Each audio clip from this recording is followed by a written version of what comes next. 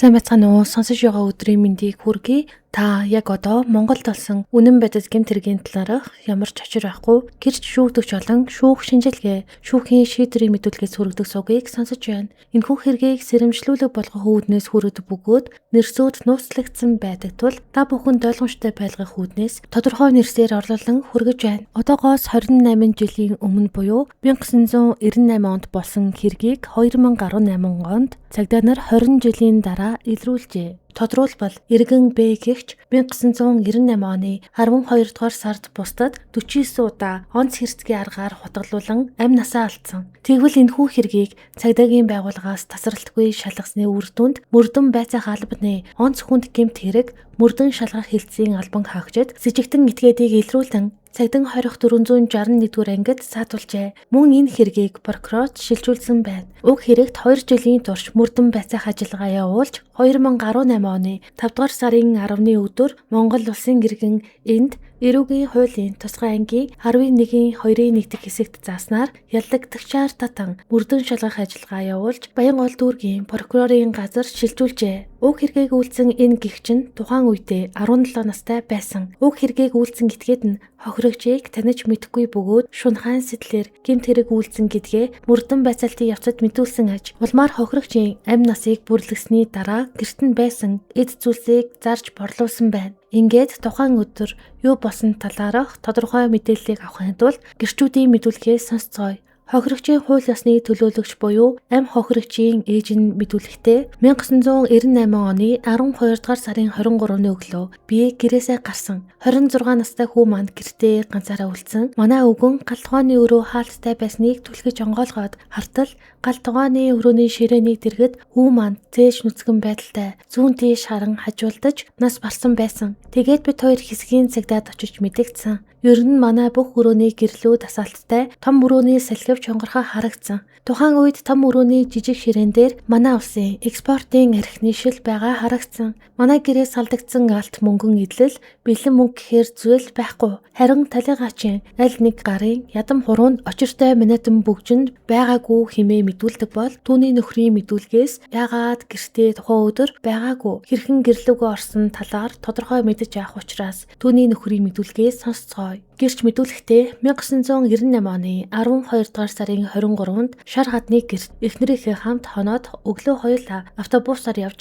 тавьсан гараж дээр очиж машинаа асаагаад тусдаа халтууранд гарсан. Тэгээд би гараад авгаагаа хүлээж 16 цаг бараг төхөж байхад авгаа ирсэн. Цоошны нүхэнд гадна талаасаа дэлгүүр хуурсан байсан. Зүү бахиар оролдож байгаад сугалж аваад бүтэн дэлгүүрээр онгойлгоод ортол гэрийн коридороор нийл цус харагдсан. Хөгшин цаашгүй гэхээр нь бариад гал тогооны өрөө хаалттай байхаар нь би өшөөлөж түлхэж онгойлгоод хартал гал тогооны өрөөний ширээн дагуур миний давгар хүүгийн цогцос их биеийн доош толгой нь хажуулдсан байдалтай хамаг биеийн нүцгнээр цус болчихсон байгаа харагдсан хэмээн мэдүүлжээ. Тухайн өдөр дуу чимээ сонссон эсхийг хөршөөс нь тодруулж асуусан бөгөөд хөрш мэдүүлэхдээ шөнө 12 цагт амарсан. Тэгэхэд ямар нэгэн дуу чимээ гараагүй. Би 05 цагийн үед босоод бие засахад ямар нэгэн дуу чимээ гараагүй. Харин өглөө 6:30-аас 7 цагийн үед байх.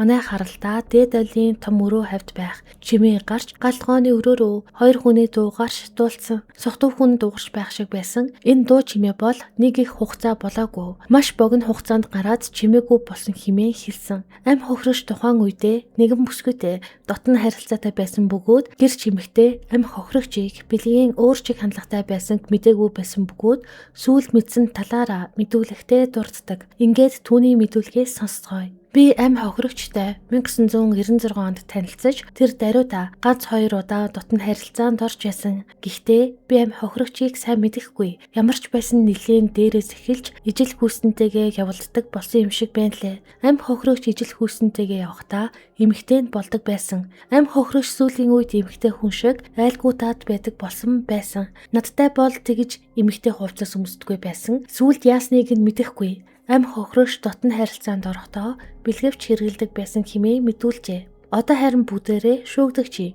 өөрийнх нь мэдүүлэхгүйдээс сонсцгоё. Шүүгдэгчийн 2018 оны 8 дугаар сарын 2-ны өдөр төгсөн мэдүүлэгт намайг Баянгол дүүргийн нэгэн байранд дагуулж очсон. Би уг хаягт урд нь очиж байсан 1998 оны сүүлчээр он сарыг нь яг сайн санахгүй байна. Би Дархан аймгаас мөнгөтэй ирээд мөнгө дуусаж байх үед топ 10 баарны гадаа хохирогч ахтай танилцсан. Намайг танимхаараад байсан юм. Тэгээд бид хоёр төмөр замд 2 пив уучгаад тээврийн товчооны орчимд буудалд орсон. Тухайн шөнө буудалд бид хоёр хоёулахнаа хонсон. Тэгсэн чинь нөгөө ах манай гэрт очие гээд бид гурав баарнаас гараад хорооллын хуучин эцэс орчимд дэлгүүрт ороод пив арх аваад идэж уух зүйл аваад гэрт нь ороод арх пив ууцгаач эхэлсэн. Тэгээд бид гурав жоохон согтоод групп буюу дотн харилцаанд орж эхэлсэн. Би жорлон галтгооны өрөөнд ороод хулгай хийчих дэл сул зүйл байгаа эсхийг харсан. Тэгээд бусаж ирээд хүүхний сүнхийг ухаж байгаад төрөвчтэй мөнгийг нь хулгайлж аваад гэрээс нь гараад цухтаасан. Би тэдний гэрт шөнийн 11 цаг өнгөрч байхад ороод шөнийн 2-3 цагийн үед гарч явсан санагдаж байна хэмээн мэдүүлжээ. Харин түүний 2018 оны 9-р сарын 14-нд өгсөн мэдүүлэгт гэрт байхад бид гурав дотн харьцаанд орсон. Тухайн үед талигаач бид хоёр тэр хүүхэнтэй дотн харьцаанд орсон. Том мөрөөнөөс зургийн аппарат хулгайсан. Би хэр зэрэг сотгоо байснаа санахгүй байна. Өмнөх өдөр нь амь хохирогчийн хамтаар топ 10 баарны ард Бамбруш кафед орж нэг шил пив уугаад хуучин тээврийн товчооны орчимд буудалд орж хансан. Талигаачийг ижил хүүснээ сонирхдаг гэдгийг мэдээгүй хэмээн мэдүүлэг өгчээ. Шүүгдэгчид энэ хэрэгт 18 жил 10 сарын 20 хялыг оноосон бөгөөд шүүгдэгч нь давж заалтсан. Түүний давж заалтах гомдол болон тус шүүх хуралдаанд гаргасан тайлбараас нь сонсцгоё. Миний мөрдөн шалгах ажиллагаанд өгсөн мэдүүлгийн зарим нэг хэсгүүд худал бөгөөд 1998 оны 12 дугаар сарын 24-ний өдөр хэрэг гарсан шалтгаан нь гэвэл тухайн үед топ 10 нэртэй байсан шөнийн цэнгэний газарт талигаач нь үл таних 20-оос 25 насны бүсгүйтэй хамт явж байсан. Талигаач намайг сүрхий танимхаараад бид гурав хамтдаа талигаачийн гэрт наргиж хонхоор очсон. Тэнд бид гурав хамтдаа 0.5 литрийн шилтэй арх болон тайгер нэртэй шар арх хит хитийг ууцгаасан. Талигаач гаднаас арх авчрах хооронд би тэр хүүхэнтэй нэг удаа бэлгэвчтэй дотн харилцаанд орсон. Талигаачийн авчирсан архинд хэн нэгэн ямар нэгэн бодис холсон байж болзошгүй. Учир нь талигаачийн архинаас нэг хундгыг уугаад миний тархины үйл ажиллагаа өөрийн мэдэлгүй нойрмог байдалд орж нам унтсан. Хэн нэгэн хүн миний биед хурж өгзөг маш хүчтэй өвдгөөр нь сэрээд харахад талигаач миний өмд дотоожийг тайлжсан. Надтай дотн харилцаанд орж байсан. Би түүнээс холдож та яаж байна вэ гээд тусламж дуудсан. Хинч сонсоогүй. Гэтэл талигаач дотн харилцаанд дахин орох гээд дайрсан. Энэ үед маш ихээр балмагдан зочирдож тэдний зочны өрөөний ширээн дээр нэг хутга харагдсан. Үнэн дээр үүнээс хойш яг юу бусныг тодорхой мэдүүлж чадахгүй. Талигаачийг хутгалснаа санаж байна. Тэгээд нэг сэхээ ороход хутга барьчихсан. Айлын үүдний хэсэгт сэрсэн. Биеийн доод хэсгээрээ нүцгэн зогсож байсан. Сэхээ ороод юу хийснээ ойлгож зугцсан дээр гэж бодоод зугцсан. Мөрдөн шалгах ажиллагааны үед талигаачийн гэрээс аяг алга болсон гэдэг. Би аяг хулгайлаагүй. Анхан шатны шүүх хуралдаанд хэргийн талаар мэдүүлээгүй шалтгаан нь олон нийтийн шүлжээ шар сонингоор хэргийн талаар ямар нэгэн нууцлалгүйгээр хэргийн бодит байдлыг төвөөлгөн хэтрүүлэгтээ бичиж байсан. Миний нэр төрийг гутаанд оромжлох эрэхгүй. Гэтэл миний эрх зүйн байдалд хууль бусаар халтсан. Би ичиж байна. Санаанд багтамгүй хэрэг хийсэн. Хэрэг гарсан аимшигт өдрөөс хойш хорон бүрт шаналж үүнтэй улбатаагаар гэмт хэрэг толбогдсон ял хэдэлсэн. 1998 оны 12 дугаар сарын 23-наас 24-нд шилж шөнө гэмт хэрэг гарсан нь үнэн. Иймд миний насан туршаагүй байхдаа гэмт хэрэг үйлдсэн, хохирогчийн зүй бус үйлдлийн улмаас гэмт хэрэг гарсан зэргийг харгалзан ял шийтгэл болон хэргийн зүйлчлэлийг хөнгөрүүлж өгнө хэмээн мэдүүлсэн.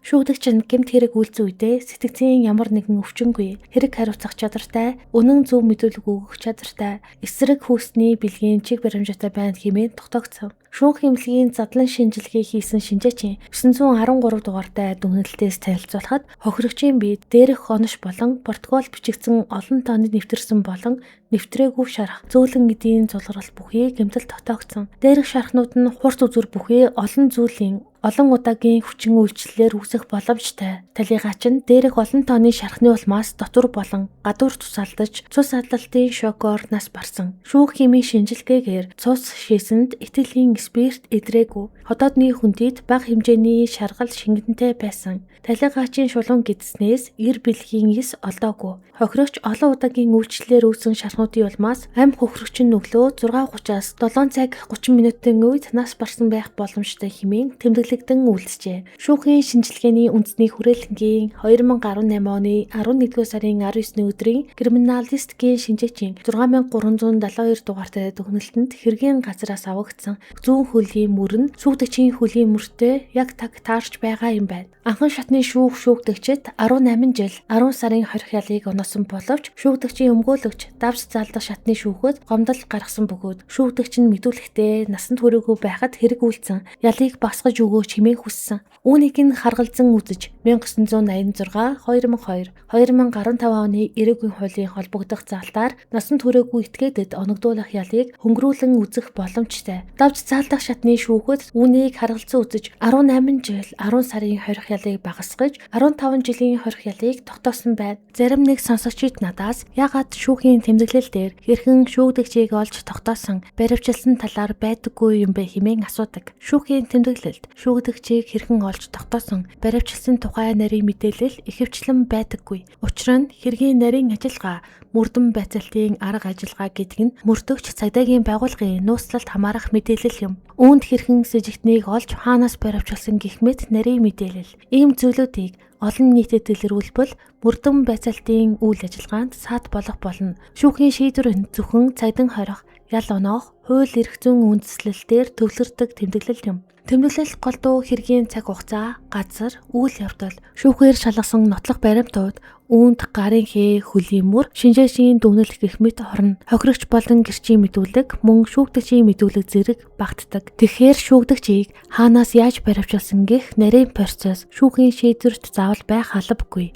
Учир нь мөрдөгчийн ажил нууцлалтай холбоотой байдаг юм шүү. Хэрэг хизээч хуучирдаггүй. 20 жилийн дараач хэрэг илэрч болно хэмээх үгээр өнөөдрийн дугаараа дуусгая. Тэгээ манай сувгийг сонсдог хүмүүстээ маш их баярлалаа. Тэгээ сувгаа дагаж амжаагүй байгаа хүмүүс байх юм бол сувгаа дагаад та бүхэнд бичлэг таалагдсан бол видеондоо лайк дараад өгөөрэй. Энэ нь намайг дэмжиж байгаа гэсэн үг шүү. Тэгээ дараагийн дугаараар уулзтлаа. Түр баяртай.